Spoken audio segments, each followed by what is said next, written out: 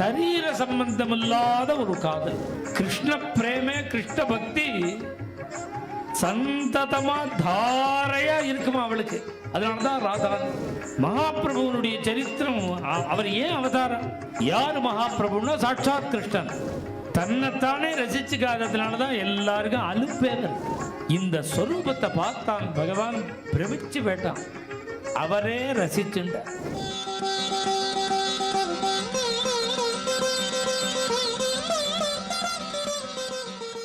மூணாவது சரணம் சொல்றார், त्वमसि मम जीवनो त्वमसि मम भूषणो त्वमसि मम जीवनो त्वमसि मम भूषणो त्वमसि मम भवजलधि भवतु भवति गमयि सदनु अनुरोदिनी तत्र मम हृदयो अधिये चारुशीले चारुशीले. ஒரு அருமையான சரணம். மூணாவது சரணம், त्वमसि मम जीवनो. இதுல திடீர்னு 19வது அஷ்டபதினு சொன்னதுனால அந்த ஃபவுண்டேஷனை போட முடியல, எனக்கு அவகாசம் இல்லை. இந்த அஷ்டபதி ஆரம்பத்திலேருந்து கேட்டிருந்தா தான் 19வது அஷ்டபதியோட ரசமே புரியும்.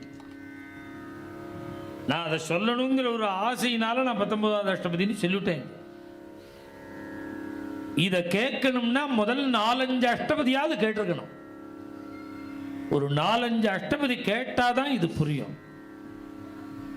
இது ஒரு தெய்வீகமான ஒரு காதல், சரீர சம்பந்தம் இல்லாத ஒரு காதல், ஒரு பிரேமை.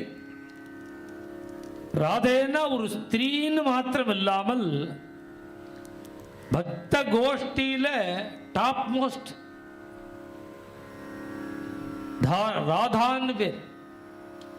ஏன் ராதான்னு பேருன்னா அதை திருப்பி போடுங்க, தாரா.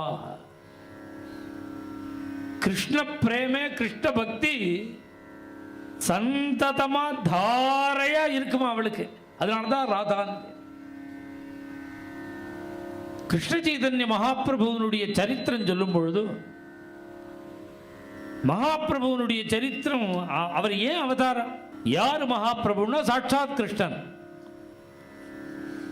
கிருஷ்ணனே ஏன் கிருஷ்ண சைதன்யராக அவதாரம் பண்ணினார்னா, ஒரு நாளைக்கு கிருஷ்ணன் அலங்காரம் பண்ணிட்டு ஒரு கண்ணாடி முன்னாடி வந்து நின்னாராம். தன்னை பார்த்தார். ஒரு க்ஷணம் விஸ்மாபனம், மறந்து போயிட்டாராம். சாட்சான் மன்மத மன்மதகான் நிற்கிறாரா, என்ன இவ்வளவு அழகு, யாருன்னு விட்டாராம் அவர். அவர்னே அவருக்கு ஞாபகம் இல்லை. விஸ்மாவனம் ஸ்வஸ்ய சௌபகர்த்தே. பாகவதம் சொல்றது உண்மையை சொல்ற. அப்படி ஒரு ரூபம். அவரை ரசிச்சுண்டார். இது எல்லாருக்குமே வேணும். தன்னைத்தானே ரசிச்சுக்காததுனாலதான் எல்லாருக்கும் அலுப்பே வருது, போருங்கிற எண்ணம் வருது. தன்னை கண்டு தனக்கு திருப்தி வேண்டாமோ? அடுத்தது உனக்கு திருப்தி வரா மாதிரி இருக்கணும். நீயும் அது மாதிரி காரியங்களையும் பண்ணணும். தன்னுடைய ஜாபில் திருப்தி இருக்கணும், தன்னுடைய காரியங்களில் திருப்தி இருக்கணும், ஆக்டிவிட்டீஸில் திருப்தி இருக்கணும். இப்படி எல்லாம் இருந்ததுன்னா வார்த்தக்கியமே வராது, கிழத்தனமே வராது. முடியலைங்கிற பிறகு அதுவே வராது.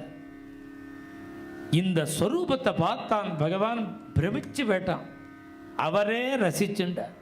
ரொம்ப பிடிச்சிருந்துதான் கிருஷ்ணன். மேலும் இது போன்ற சிறப்பான நிகழ்ச்சிகளை காண இப்போவே லைக் பண்ணுங்க, ஷேர் பண்ணுங்க, மறக்காம சப்ஸ்கிரைப் பண்ணுங்க.